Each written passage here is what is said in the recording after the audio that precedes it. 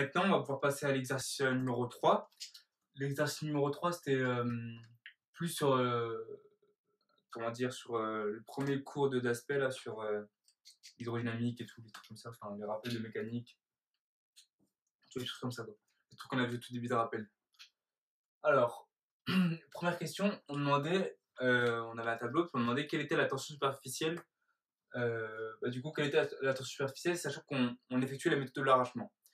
Je vous l'ai dit au début, la méthode de l'arrachement, c'est quelque chose qu'on utilise assez peu au final, parce que, enfin, il y a une seule méthode de. En fait, on ne peut pas faire un raisonnement et puis se dire ah ouais, il faut utiliser la méthode de l'arrachement, parce qu'en fait, c'est. Enfin, on vous le dit, on fait la méthode de l'arrachement et du coup, il y a juste à appliquer la formule. Donc, enfin, c'est pas le truc le plus intéressant non plus de faire ça. Mais bon, il faut le faire. Donc, quelle est la tension superficielle? Donc, on faisait gamma égale F sur 4R. On fait gamma égale F sur 4R avec F égale 5,6 fois 10-3 newtons. Et puis R, ça valait 2 cm. Donc, on faisait 4 fois 2 fois 10-2. Et donc, on obtenait 5,6 fois 10-3 divisé par 8 fois 10-2. Et donc, après, à partir de là, on pouvait trouver que gamma valait 7 fois 10-2 newtons par mètre. Ensuite, bon là, c'est pas trop le truc plus compliqué. Ensuite, on demandait la différence de pression de la bulle. Donc, comme je vous l'ai dit, pour les différences de pression, il y a deux formules. Il y a 2 gamma sur R et 4 gamma sur R. Donc là, vu que c'est une bulle et on est dans l'air, on utilise la formule 4 gamma sur R. Donc, delta P égale 4 gamma sur R. On fait, gamma, on vient de le calculer, c'était 7 fois 10-2. Ah oui, je l'ai précisé tout à l'heure. C'était 7 fois 10-2 newtons par mètre. Donc, ça fait 70 fois 10-2, d'accord? Je crois qu'il y a plus de son. Ouais, du coup, désolé, il y a un petit problème de son. Du coup, je disais, ouais, 7 fois 10-2, ça fait comme si vous aviez 70 fois 10-3 Nm. Et quand vous regardez dans le tableau, et ben, 70 fois 10-3, ça donnait du sang humain. Donc, c'était tout bon. Ensuite, la différence de pression dans la bulle, ben, j'avais dit oui, donc j'étais en train de là. Delta P égale 4 gamma sur R. Donc, on vient calculer gamma, donc 7 fois 10-2. R, ça fait 2 cm, toujours. Ça fait. Ah non, excuse-moi. On disait que le rayon d'une bulle était de 2 mm. On disait ça, il me semble. Ouais, on disait ça, je crois.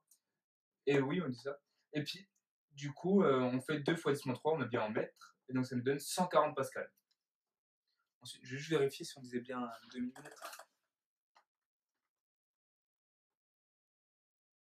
Ouais.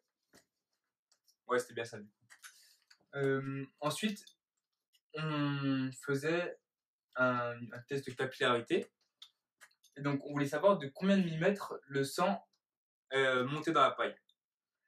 Sachant que cette paille, elle avait un rayon cette fois-ci de 1 mm. C'est pour ça que je bug. Je ne sais plus si c'était 1 mm ou 2 mm. Donc, cette fois-ci, la paille, elle a un rayon de 1 mm. Et donc, on se demande de combien le sang va monter. Donc, on utilise la loi de Jurin. La loi de Jurin, c'est H égale 2 gamma fois cos θ divisé par ρ g R. Donc, c'est celle qui est là. On a l'impression à connaître. Et donc, là, en fait, on connaissait tout. On connaissait gamma parce qu'on l'a calculé. Θ, on disait que l'angle faisait 45 degrés. Donc, il ne faut pas vous tromper. Hein. Si vous mettez cos θ, si vous mettez cos de 45, il faut bien mettre votre calculatrice en degrés. Faites attention à ça parce que ça peut apporter des erreurs. Et puis, ρ, du coup, c'était 1000. G, 10. Et puis R, du coup, c'était 1 fois 10-3. Donc, on faisait les calculs, on obtenait 9,99 fois 10-3 mètres, du coup, soit environ 10 000 mètres.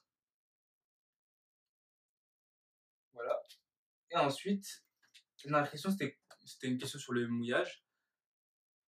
Donc, pour rappel, un mouillage, quand l'angle θ est supérieur à pi sur 2, le liquide, il est dit non mouillant.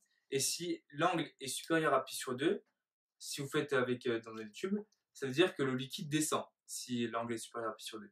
Après, si θ est compris entre 0 et pi sur 2, ce qui était le cas dans la question, le liquide, il est partiellement mouillant. Et enfin, si θ vaut 0, ça veut dire que le liquide, il est totalement mouillant. Un exemple de liquide qui est non mouillant, c'est par exemple le mercure. Le mercure, il va faire un angle supérieur à π/2, à 90 degrés, et du coup, le liquide sera non mouillant. Et voilà. Ah oui, puis il y avait une question bonus aussi, c'était pourquoi est-ce qu'une bulle a une forme ronde et pas carrée? Ça, vous l'avez vu au S1, en fait, c'est simplement parce que c'est la forme qui nécessite le moins d'énergie. Donc c'est juste ça.